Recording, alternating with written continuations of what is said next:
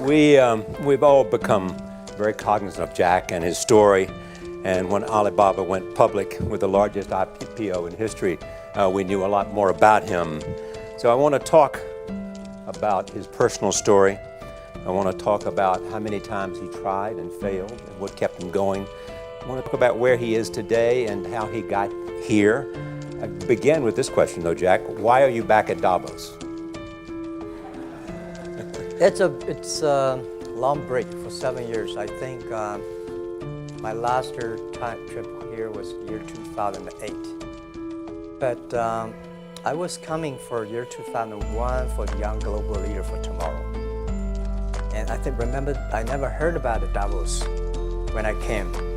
But when I came, in the Switzerland, so many young people demonstrate. It was such a horrible thing that I asked them, why did they do it? They say anti-globalization. And I say, why? Globalization is a great thing. Why people don't like it? And then we come all the way for 2 hours here. There's a machine gun. There's people checking. I say, oh God, is that a forum or is it prison? We're gonna go inside. But when I joined the forum at the Young Global Leader, I was thrilled by so many ideas. For the first 3-4 years, I learned what does the globalization mean? What does the corporate citizenship mean? What about social responsibility mean? And all these new ideas, and I see so many great leaders talking about leadership, and I benefit a lot.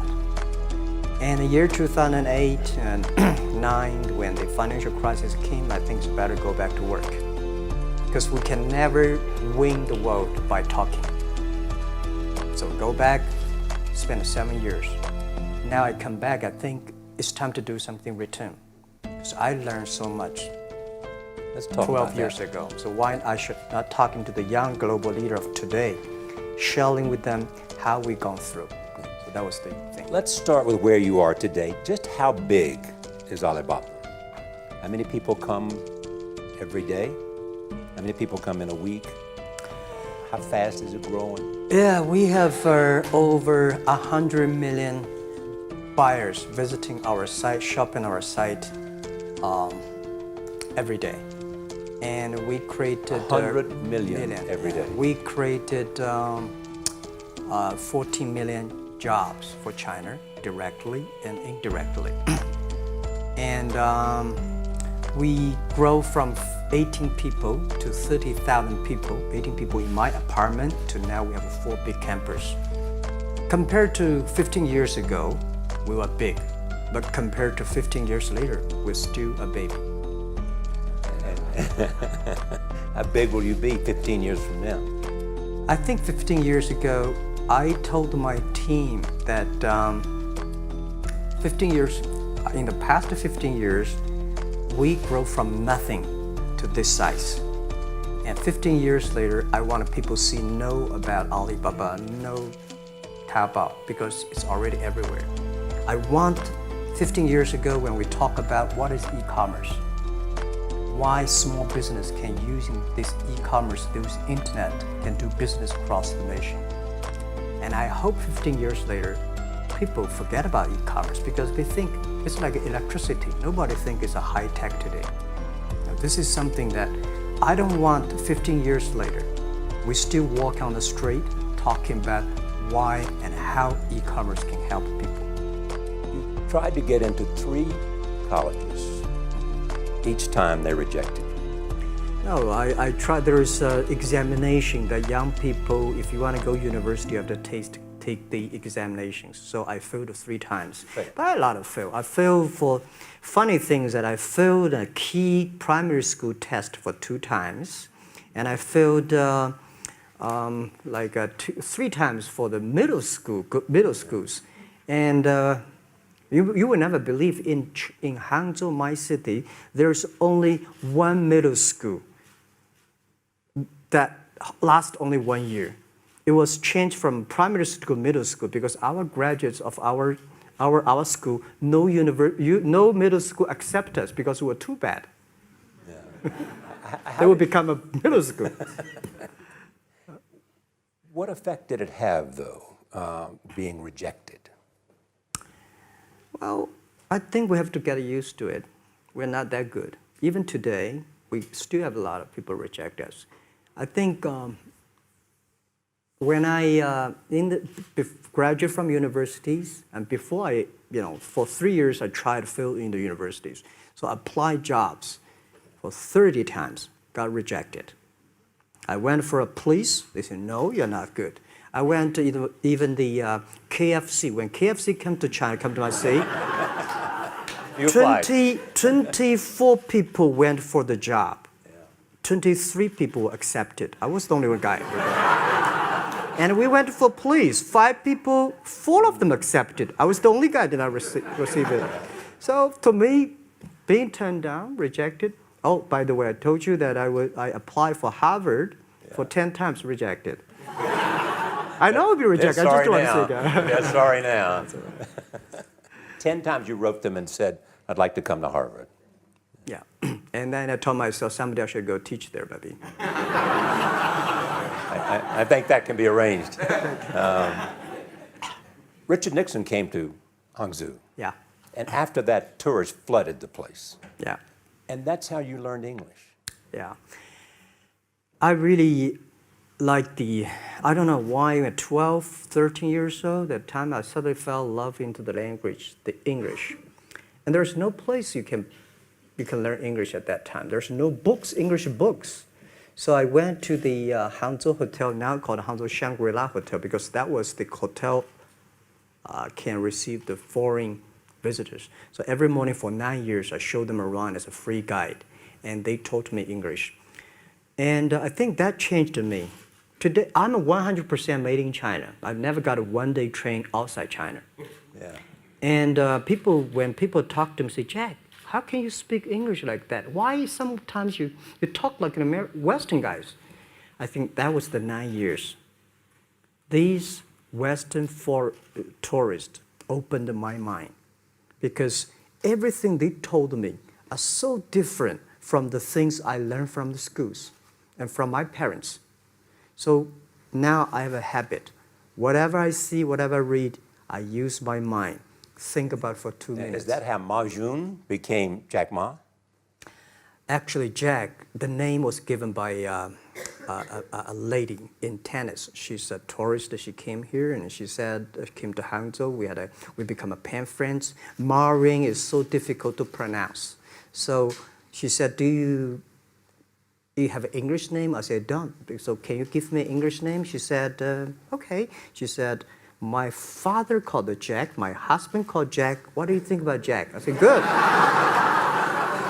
So I've been using that for that many years. Yeah. First visit to America, 1995? 1995, yeah. I come here for a project helping the local government to building up a highway. And you tried the internet? I tried the internet in Seattle, and in a building called the U.S. Bank. I don't know whether the U.S. Bank is still there or not, but it's a building. And my friend opened a small office, which is like only 10% bigger than this room. And there are a lot of computers in there. And he said, Jack, this is internet. I asked, what is internet? He said, search whatever you want. At that time, they used Mosaic, very slow, right? Yeah. And I said, I don't use it. I don't want to type because computer is so expensive in China. If I destroy it, yes, I cannot pay. He said, just to search it. So I searched the first word, beer. I don't know why, because it's easy to spell, baby. And I see beers from Germany, beers from USA, beers from Japan, but there's no beer from China. And I say, okay, type the second word is China. No data. Nothing. Nothing. And I 1995. said, 1995, no data about China.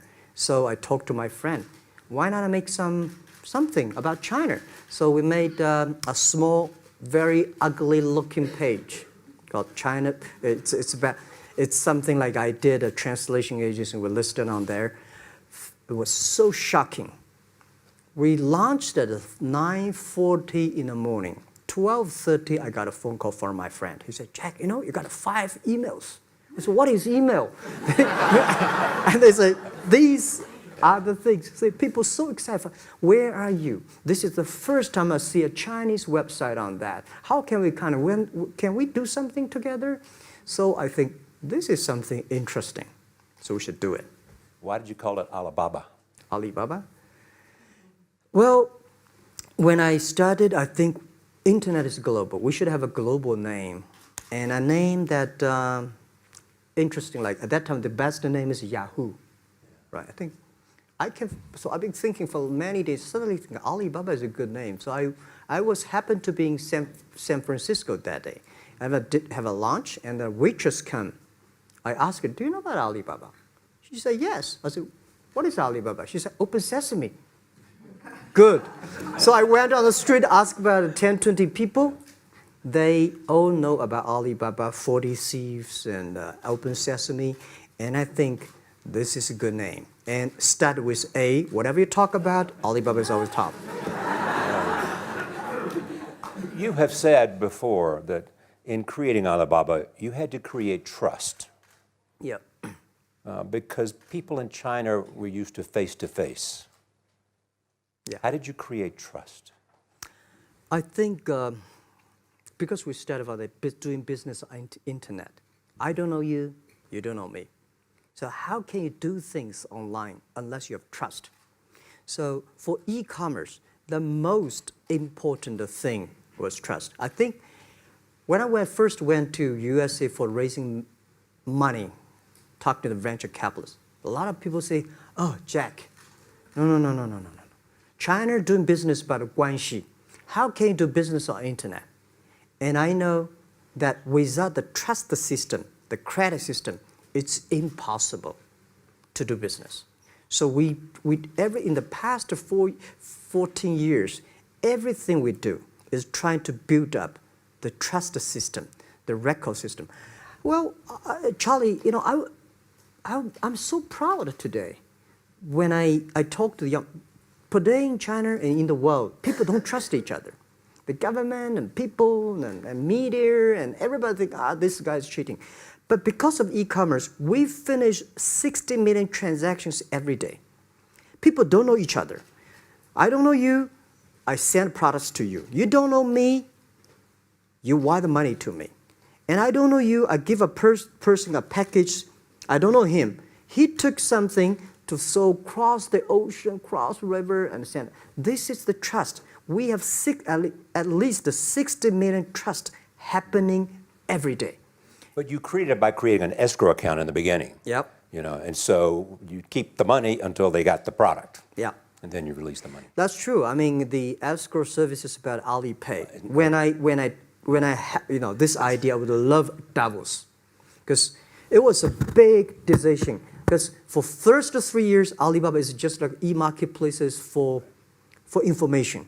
What you have, what I have, we talk a lot of time, but don't do any business. Because there is no payment. I talk to the banks. No banks want to do it. Banks say, no, this thing never work. So I don't know what to do. Because if I start to launch a payment system, it's against the financial legal laws. Because you have to have a license. But if I don't do it, e-commerce will go nowhere. So then I went to Davos. I listened to a leadership discussion.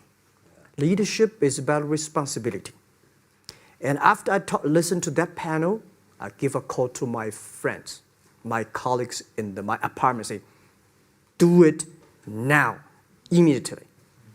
If something wrong, the government not happy about that, if one body has to go to the prison, Jack might go to the prison. Because it is so important for China, for the world, to build up the trust system.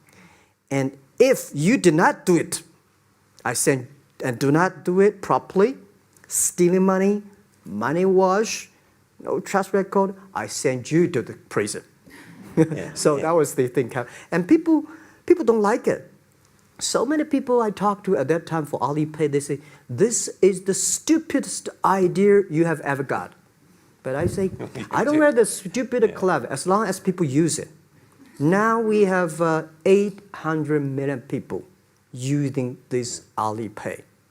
Stupid things But if you do Alipay it better is better. Alipay is a privately held thing. It's not part of Alibaba. No, it's a Let me private. talk about money for a second. Yeah. You have never gotten money from the Chinese government? No. None. None. I want it at the beginning, and later I don't want it because I think if the company always think about picking money from out of the government pockets, that company is rubbish. Think about how can you make money from the customers and market and then help customers succeed. That's our philosophy. No money from Chinese banks? No. No. I at that time I want, and now they want to give me, I don't want it. Yeah. All right. Your relationship with the government. Mm-hmm. Yeah. What's your relationship? I mean, if they didn't want, here's what some say, that you have existed in an environment that's not, they have restricted competition for you. And that's a pretty good thing to do for a private company. Yeah. I think the relationship with the government for us is very interesting. For the first 5 years, because I've been working as a part-time jobber for a government organization called Ministry of Foreign Trade, 1997, for 14 months. And I learned that you should never rely on government organization to do e-commerce. And I started a business. I told my people and team, in love with the government, don't marry them. Yes. Respect them. And a lot of people say, well, government officers talking about internet, the censorship and this, that, and they worry about. I think it's the opportunity, it's a responsibility talking to them. Tell them how internet can help.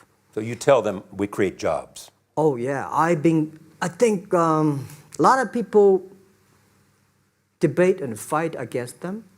And in the first 12 years, anybody come to my office, I sit down, talking to them, how we can help economy, how we can create jobs, why China will improve by the internet.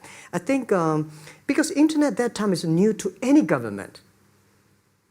And if you convince somebody, and you have the chance. So today I'm very talkative. This is why I talk to so many people. You were also seen in Hollywood. Yeah. What are you doing in Hollywood? Well, I like the Hollywood innovation at the digital background. I learned so much about the Hollywood movies, especially the Forrest Gump. You love Forrest Gump. I love Forrest Gump. Well, why do you like him? Simple. Never give up. Never give up. People thinking he's done, but he knows what he's doing. And I was very depressed the day, year 2002 or 3 in the States, when a bit earlier than that. I was very depressed when I could not find out a way for the internet. And then I watched the movie in my friend's home, Forrest Gump. When I see him, I think, this is the guy we should learn from. Believe what you're doing, love it, whether people like it, don't like it, be simple. And like the word, life is like a box of chocolate. You never know what you can get, right? I never know I would be here talking to you and talking to Charlie Rose. I never know. But today I made it. I told my people in my apartment 15 years ago, guys, we have to work hard, not for ourselves. If we can be successful, 80% of the young people in China can be successful. We don't have a rich father, powerful uncle. We don't have $1 from bank, 1 cent from government. Just work as a team. So what do you worry about? I worry about it today. Young people, a lot of young people lose hope, lose vision, and start to complain. Because we also have the same period. Because when it's not a good feeling being rejected by so many people.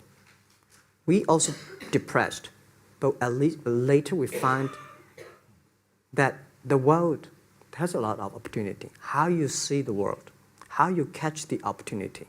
So, in the Hollywood gives me a lot of inspiration. You know? But you were out there for business. You were out there because you want to make movies and sell them. I want to make the movie for business-wise. We are e-commerce company. We have a lot of products that need logistic. But movie, TV, these are things you don't need logistic system. And movie probably is the best product that can help Chinese young people to understand. Because one thing I told the Chinese people, my friends, in American movie, all the heroes at the beginning, they look like a bad guy. Terrible things coming, they become a hero. And finally, they all survived. China, if you're a hero, all the hero died. So, because only dead people become the hero. So nobody want to be the hero. So you want to change the Chinese definition of hero? Yeah, I want to say hero. Today we have so many heroes live in this world. China today, are you worried the economy slowed down? No, I don't worry about it. I think China is it's slowing down is much better than keep on 9%. China today is the second largest economy in the world. It's impossible to keep 9% of the growth. If China still keeps the 9% of the growth of the economy, there must be something wrong. You will never see the blue sky. And you will never see the quality. China should pay attention to the quality of the economy. China should not. So if we have a lot of influence, like Hollywood movies, things, and we have sports and these things in the GDP, will be much better. So I think, just like a human growth, this body can never grow. Certain time, the slow of growth of the body was slow, but you should grow your mind, grow your culture, grow your value, grow your wisdom. I think China is moving to that direction. And you saw Modi in India? Pardon? Did you see Modi in India? Not yet. I'm looking forward to that. So you'll go to India. Yeah. Finally, there's this. You're one of the world's richest people. Your company is one of the world's richest companies. What do you want beyond Alibaba? Well, by richest people, I was really not happy in the past 3 months when people say Jack Ma is the richest people of China. Global celebrity, they said. No, I'm not. When I started business, you are. I never thought, because how many? Yeah, maybe I am. Not, but I think 15 years ago, in my apartment, my wife was at that time one of the 18 founders. I asked her, "Do you want your husband to be a rich person?" I never said rich person in China, rich person in Hangzhou, or you want your husband to be a respected person. She said, "Of course, respected." Because she never believed, and I don't believe we'll be rich people. We just want to survive. But I believe when you have $1 million, that's your money. When you have $20 million, you start to have a problem. You worry about inflation, which stock to buy and this, that, had to come. When you have $1 billion, that's not your money. That's the trust society gives on you. They believe you can manage the money, use the money better than the government and the others. So I think today, I have the resources, do more things. With the money we have, with the influence we have, we should spend more time on the young people. And I would say, someday I'll go back to teach, go back to school, spend time with the young people, and sharing with them what I've done. So the money is not mine. I just happily and having these resources, then I want to do a better job. Just tell them your story. Yeah, tell them the story and tell them that if Jack, I don't think in this world there are a lot of people be rejected more than 30 times. If we, the only thing we never give up, the only thing we're like a Forrest Gump, we keep on fight. We keep on changing ourselves. We don't complain. Whether you are successful or not successful, I find that people, when they finish the job, if they make the mistake, if they fail, if they always complain the others, this guy will never come back. If the guy only check himself, yeah, something wrong with me here, something wrong with me there, this guy has the hope. Jack, on behalf of everybody in this audience and a television audience around the world, thank you for taking your time to be with us. Thank you.